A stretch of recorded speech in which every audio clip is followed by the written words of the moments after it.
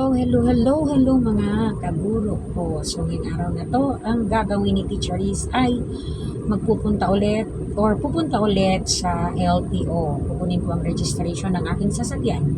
Kasi last Thursday, hindi ko nakuha. So, samahan niyo ako. Again, this is Teacher Liz Family Vlog saying good afternoon. See you. So, ayun guys, nandito na tayo sa Land Transportation Office. Hopefully nandito si ma'am. Ayan, kung makita nyo, yan ang Land Transportation Office ng Zamboanga City. So hopefully nandyan siya. Pwede ko makuha ang registration ng aking sasakyan. Ayan, papasok tayo dyan.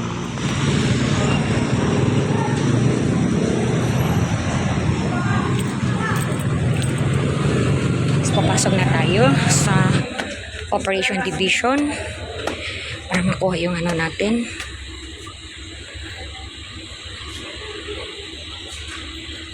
Tingnan natin kung nandyan na ba yung ano.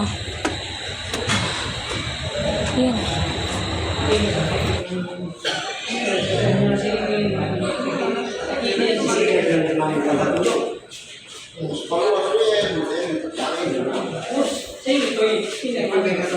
So guys, yun.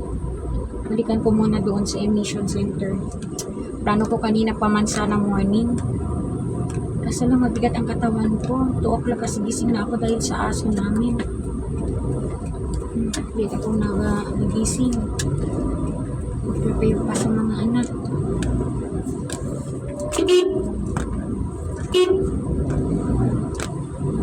So, dito tayo ngayon sa may police station ng ano. Zamboanga City Police Office. Dito na ako dumaan kasi mas heavy traffic yun doon sa kabila. Nag-ano kasi ng road.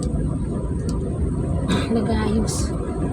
Sorry sa boses ko. Nawala talaga ako ng ano to boses. Mahirap pag ano, basa ang likod ko. So dito sa may Metro Bank, may ano pa. May sasakyan na lalabas. Sa traffic, sa daming ano to sa daanan.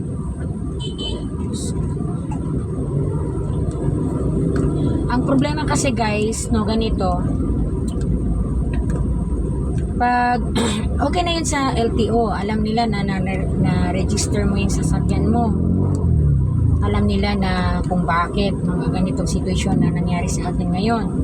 Ang problema lang pag may traffic police. Yung, I mean, sa ano ba, harangin ka ng police, hanapin ka ng registration ng sasakyan, driver's license mo, kung wala.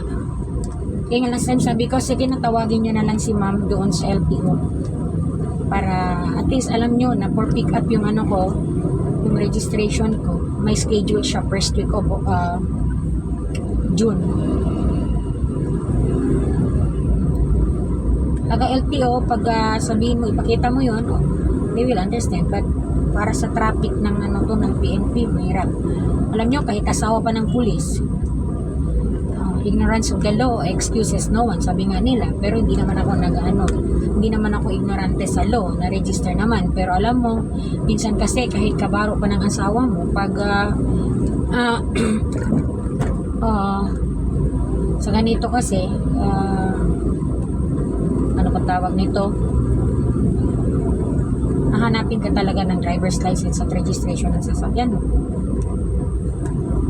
So, yun nga sabi ko sa kanila, edi ano na lang ninyo, you can call ma'am sa ano, Loti sa LTO, si Manong, sige na Manong si Manong talaga nakahanap ng ako nag-stop pero ang motor wala. So nandito tayo ulit sa ano to, Boulevard area. So yun guys, ang nagiging problema. So sige, samahan nyo na lang ako. Papunta ako ng ano, ng emission center. Okay. Dito ako sa may Boulevard dumaan kasi medyo okay pa dito, hindi masyadong ano.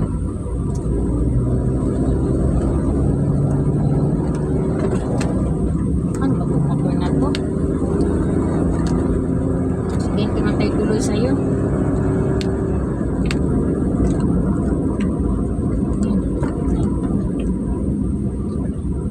Nag-stop na jeep dito.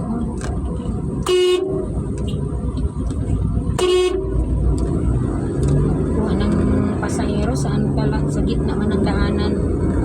Magapara.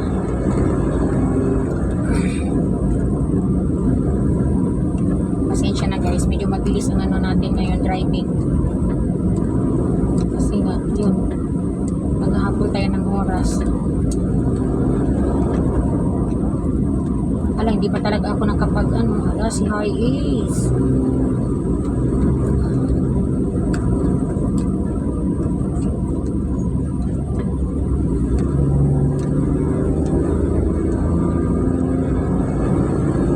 Ala, hindi pa talaga ako nakakuha ng pera. Diyos.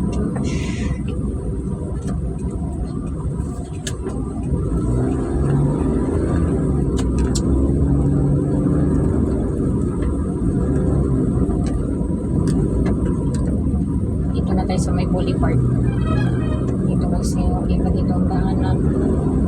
Sa kabila wala na traffic, although mas okay man sana yung doon, mas malapit. So sige lang, turn lang ako dito sa may in between sa West State Polytechnic College and WEMS.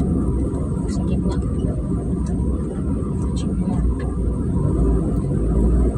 isisid, kailangan ng ano, pasensya.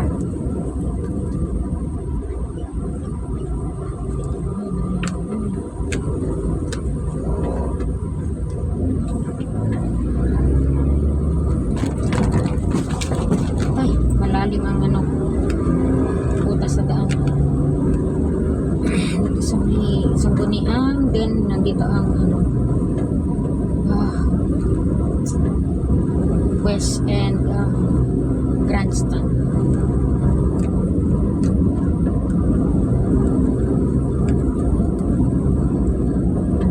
Lusot na lang tayo dyan in between sa Bukas State Polytechnic College and WEMS para makapunta ng emission.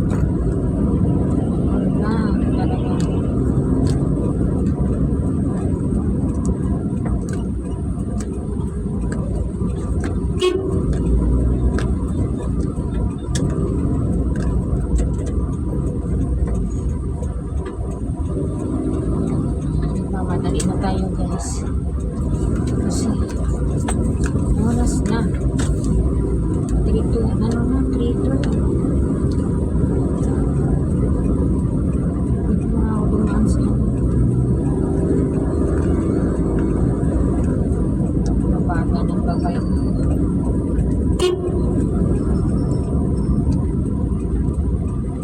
Itong ano mga I think around 5:30 close na tong road dito kasi may ano walk-in ano to, kainan sa area na to.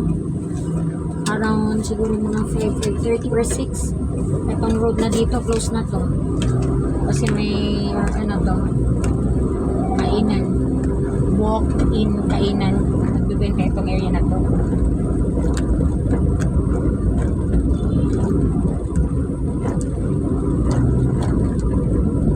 This is in between Samboa State Polytechnic College and WEMS.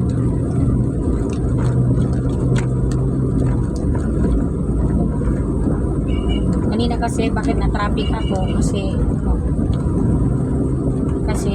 natitigan ako sa trabaho niya. Kung dito okay pa dito.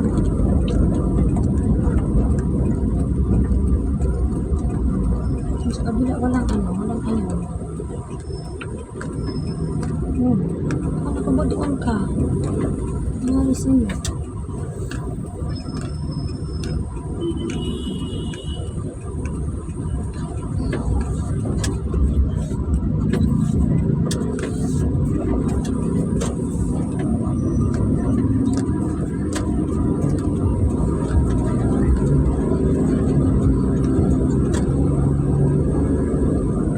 Dito kasi yun sa ano, sa may San Jose Road yung ano, yung emission center. My gosh, masakit ang lalamunan ko.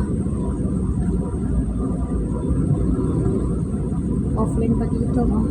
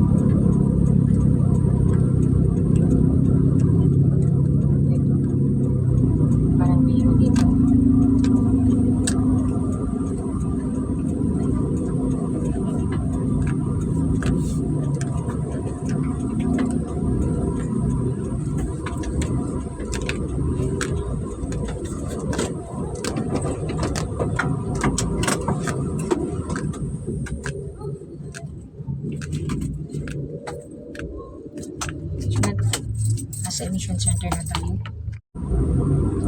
So, ayun guys. Ulit na naman tayo. Bumalik tayo sa may LTO. Papasok tayo ulit. Hopefully, pwede tayo mag-park doon. Ano ito? Parang may nagano na. Sana ko kanina nag-park. May pumasok na. Oh my goodness. Oh. Meron na nakaano doon. Nag-park saan ako kanina. So, dito na lang tayo ulit. Dito na.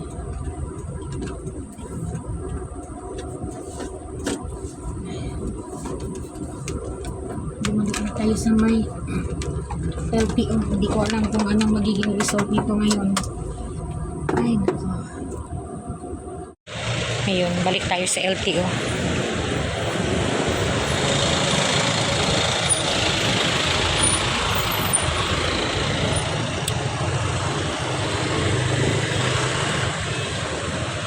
Oh my gosh.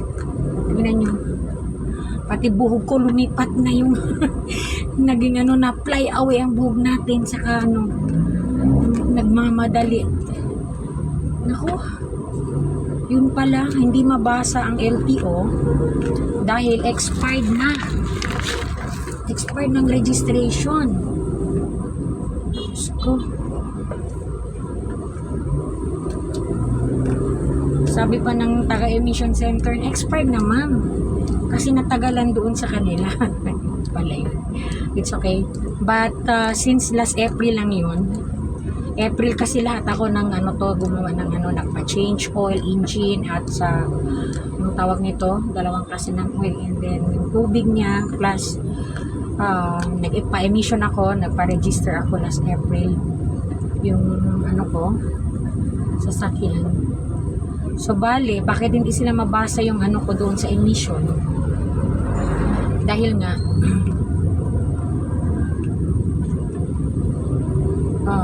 expired na.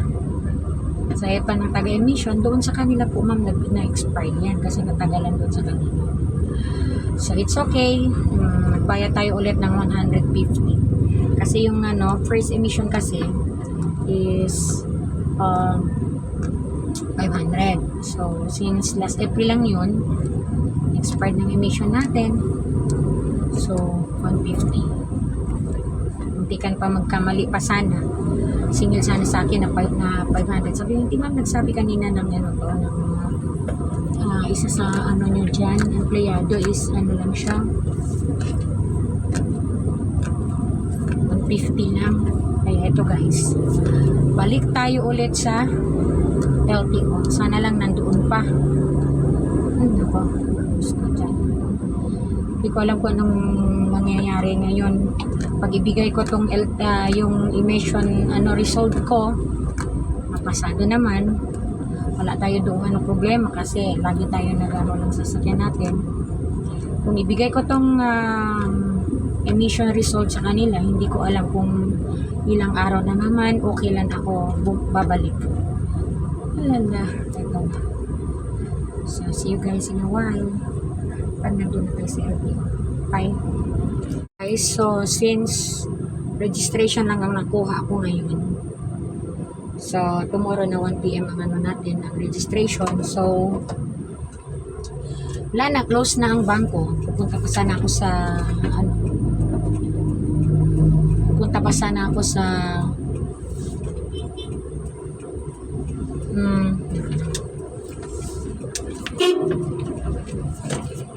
kunin ko pa sana yung ATM ko ng aming allowance. So hindi na kasi close na ang bangko. So ang gagawin ko ngayon is doon na lang ako sa KCC, i-renew yung tong expired na card ko, Purus card. KCC, i-renew ko na lang. Last time kasi hindi na nakapag-renew kasi meron pa rin silang requirements na kailangan i-submit sabay sa bonus card yung ano to, vaccine card. Kahit wala ng COVID dito, required pa rin yung vaccine. So, see you guys in a while. Papunta muna ako sa KCC. See you. Guys, nandito tayo ngayon sa likod ng Ateneo de Zamboanga. Going to KCC. Another traffic. Dito tayo natatagalan sa traffic. Ayan, traffic sa may intersection ng Pisitopia, Azer.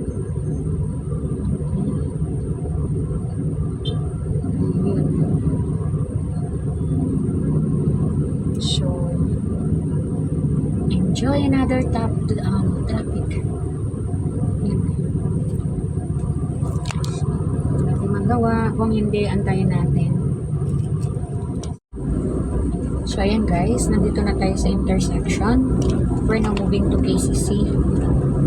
Ayan. So, in a while, nandun na tayo sa KCC.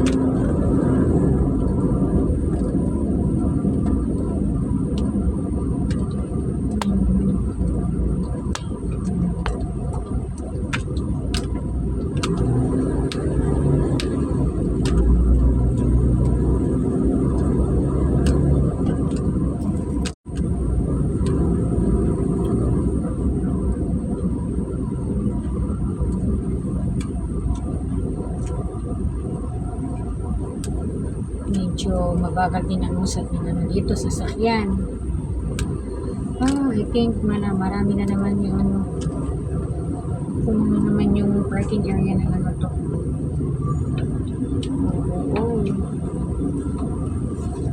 Time check, it's already 4:51. Malapit ng alas 5 ng hapon.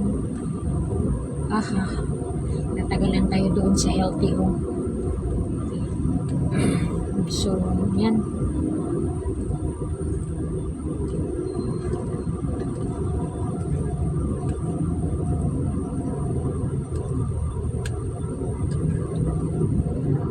Ganda dito sa kabila, may putura, putura venta, construct by Pill and Best. So, yun.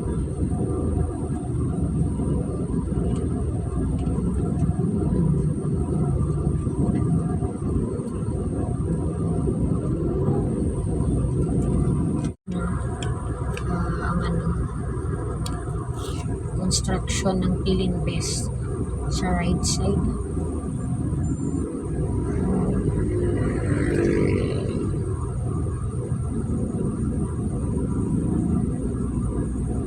Mahina na naman ang usad ng traffic. Hanggang ngayon, nandito pa lang tayo sa may Mons Grill Restaurant. Okay, kung gusto nyo maghanap ng ibang kainan, may Mons Grill dito, malapit sa basis din ito. At kulang ang pera, meron din Metro Pagkiti. So that's it. So yun guys, nandito na tayo. Papasok na tayo sa may KCC.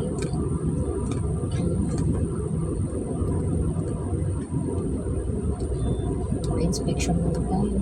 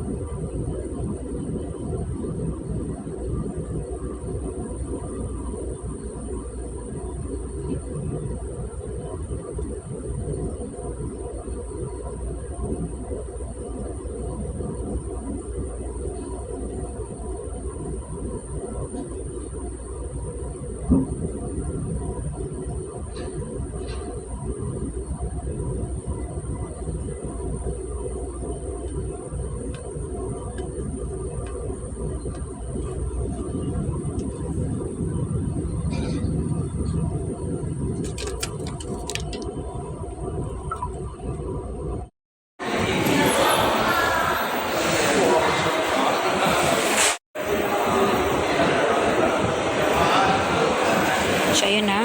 Pupunta na tayo sa basement 1. So, ayun, bumili muna ako ng turk. Gusto ko man kumain ko later. Yan, ang daming tao. Talaga. Mag-grocery. So, tayo.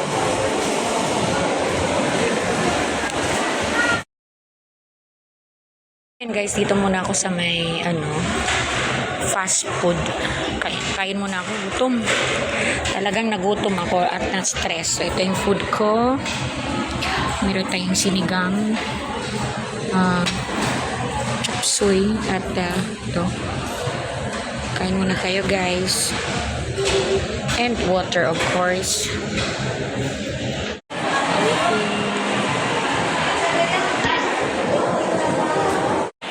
So, ito, nagre-renew na tayo ng ating bonus card. Nakuha na natin ang ating bagong faces.